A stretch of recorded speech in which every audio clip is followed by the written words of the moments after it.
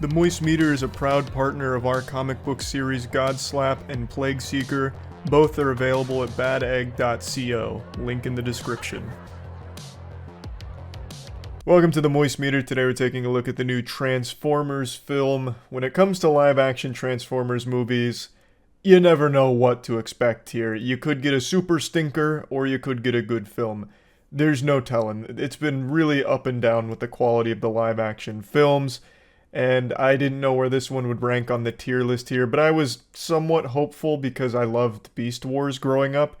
I not only religiously watched the Beast Wars show, but I even played the games, the old PlayStation 1 games where it was like a battle arena. I loved it. I collected the action figures. I in fact still have them in my garage somewhere, and still remember the shame of having to ask my parents how to make the owl transform into the robot itself, because for some reason the fucking owl Maximal had this, I don't know if it was just me being a stupid smooth-brained milk-drinking toddler idiot who couldn't figure it out, or if there was a legitimate malfunction with the product, but for some reason the owl's chest would never alter, and that's where the robot's head was. So I could never actually turn it into anything more than like some kind of disgruntled owl. And it always made me mad. And I still have that somewhere in the garage. But point is, I love the Beast Wars. So I wanted this movie to be good. And I'm pleased to say that it's not bad. I wouldn't say that it's great, but it's certainly not bad. I enjoyed it far more than many other Transformers live-action films. And of course, I'm only talking live-action. I still think the animated Transformers films bang a bit harder than most of the live-action, but I do think this movie was good. So let's talk about it. Let's dive in here. As is expected with a Transformers film, there's going to be a huge emphasis on humans. And historically, that could go wrong, and has gone wrong many times for the franchise, but I will say I think they did a great job with the human storyline here. It wasn't boring, and they actually did give the humans more to do than just tedious chores, where a lot of other Transformers movies, the only thing humans were capable of were just like really low-level things to help contribute barely. Since they can't fucking fight the robots there, they're not going to get up there and start slapping a robot around. But in this film, they actually do give the humans more to do in terms of fighting. So I'm trying not to get into spoilers, but they do have moments where the humans actually do fight, which I thought was very fun. And I think the main character, Noah, stands out and did a really great job. I think they did a great job with that character. I will say, though, that I would have liked if... It's hard to talk about it without getting into spoilers. I would have liked if at the end they didn't just throw so many plot conveniences all at once just for the sake of giving humans a little more to do. Because at the very end, they just start pulling shit out of their ass, and it's like, this really horrible thing's about to happen, but luckily there's a code that a human being can type in, so one of the humans can go type in that code and save the day, basically, if you're ready, and, you know, if you're brave enough to do so. So, I thought it got a little silly at the end with giving them these very convenient problems to solve that really only humans can, because they're small things like typing on a space keyboard, but, you know, it's not the biggest deal in the world, I suppose. I am, however, a little disappointed that the Maximals don't have more screen time. Because the film is called Rise of the Beasts, you would think that they were kind of the main draw here, but they're kind of sidelined in this movie. You spend most of the time with the humans and with the Autobots, and a little bit with Optimus Primal, who's the best Maximal, admittedly. But you don't see pretty much any of the other Maximals except Airraiser, who has quite a bit to offer to the plot in the film. But you don't ever see Cheetor do anything until the very end. He also only has like maybe 2 lines in the movie. Rhinox, I'm pretty sure, doesn't say a single word. He has less lines than I did in The Hunger Games Mockingjay Part 1. I don't know what happened with Rhinox. Maybe they just didn't feel like hiring someone to do voice acting, or they didn't feel like writing words for him. I have no fucking clue, but I'm pretty sure Rhinox doesn't say shit. He's just there for the final fight with the other Maximals. Like, it's just a little sad that since the film is called Rise of the Beasts, you would expect them to play a big role here, but they legitimately don't even do anything or even come into play until the very end of the film, which kind of sucks.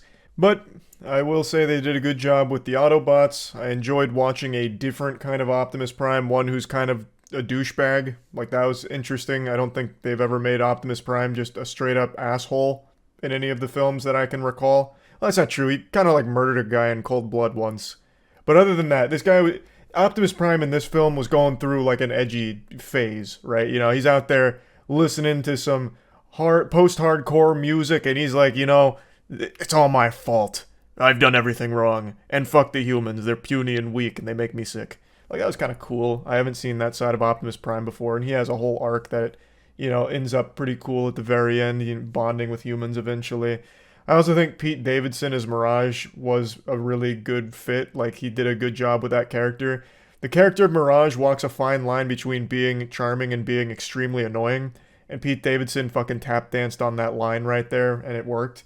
I really think that I have no complaints about anything the Autobots did or any of the Autobots in the film. They were just all around solid.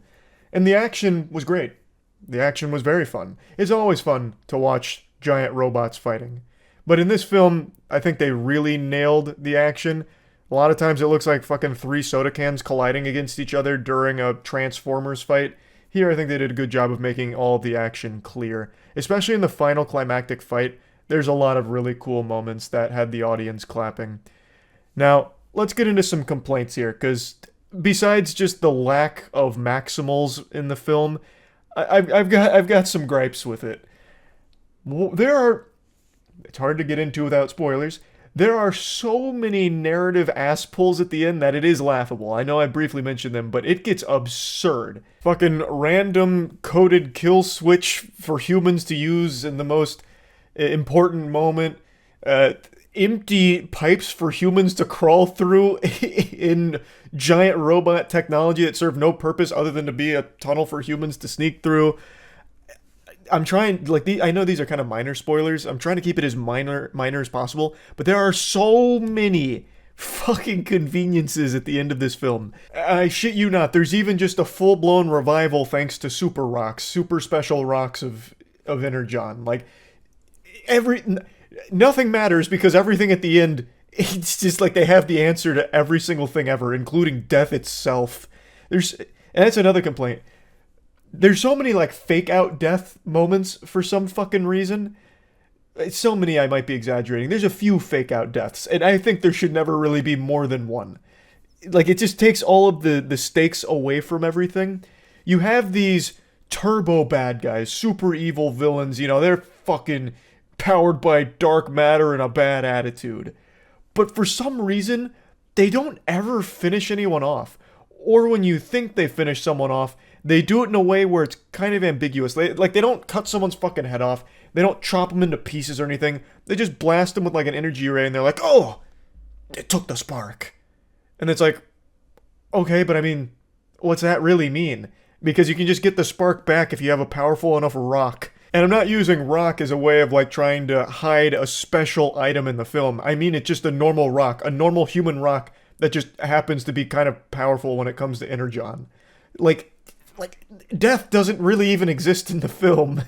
It's just kind of silly. And I also really hate the bad guy they introduce here. Not the super bad guy, but the super bad guy's bad guy, the right hand, Scourge.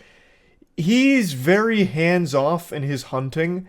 Like, he's very powerful. They make it clear right away that he's very powerful. But when it comes to the humans, he's fucking worthless. He's like a Scooby-Doo villain. He keeps catching them and then letting them go over and over again. And he has these tiny little spiders that he sends their way, but the spiders fucking suck. They die to a stick. Like the spiders, the robot spiders from the big evil bad guy die to like a stick. Like, what the fuck? Why does he keep using the spiders? Not once were they helpful. The humans were easily able to defeat them with just household objects. They got hit by a goddamn pole once, like a tiny little bar once. Like, Jesus Christ, stop using them. Just do it yourself.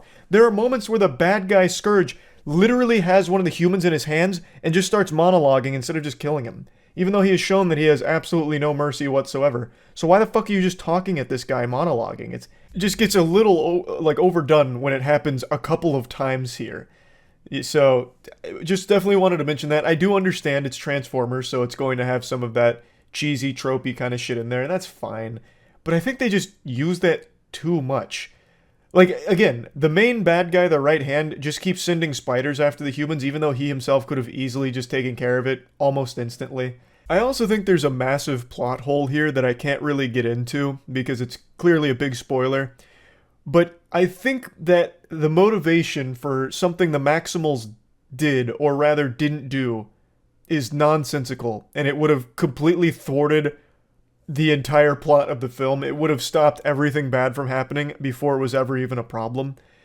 And I've been really racking my brain on it, trying to figure out why they did or didn't do something, and I just can't come up with an answer. I don't know if maybe I missed something, but there was a very crucial MacGuffin in the film that I feel could have been handled in a very different way by the Maximals. And I'll just leave it at that. I think if you've seen the film, you're probably knowing what I'm getting at here. But yeah, I'm getting real deep into it. Overall, I liked the movie. I thought it was fun and enjoyable. Yes, I was disappointed there weren't more Maximals because I like Beast Wars and I really thought they were going to be front and center. We've seen so much from the Autobots already. I would have thought they were trying to shift the focus to the Maximals here because that's very different from the normal Transformers, but they don't really, and I wouldn't even say that they share the spotlight. The Maximals are kind of just supporting characters to the Autobots, and it works in the climactic fight well. I think they complement each other really well. I just really would have liked to see more, especially from characters like Cheetor and Rhinox. I mean, those are classic characters. Like, show some fucking respect here. Let them do more than just have one line and two fight scenes, right? But overall, I thought the movie was enjoyable. Plugging Transformers Rise of the Beast into the Moist Meter, I'm just going to give it like a nice 65%. So, yeah, that's really about it. So, yeah. Huge thanks to ourselves for sponsoring this Moist Meter. Godslap is a comic series written by myself, Jackson, Matt, Danny, and Aubrey Sitterson. It follows the story of a character named Ace, who's an extremely powerful slapper in a world where slapping is king. Issue 3 just dropped. It's all available at badegg.co, and shit is starting to pop off. Ace is being hunted by a mysterious foe named Defister, who, after swan diving through a hospital, picks up Ace's trail and hunts him to the ends of the earth with his sidekick Olfactor. And also, our newest comic series, Plague Seeker, just came out. Issue 0 is available at badegg.co. It's written entirely by myself and edited by Jackson.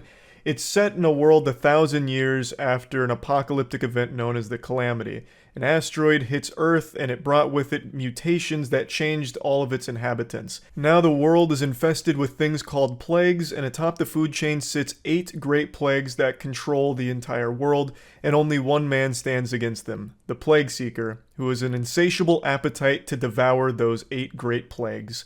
So all of this is available at badegg.co, so please check it out. So yeah.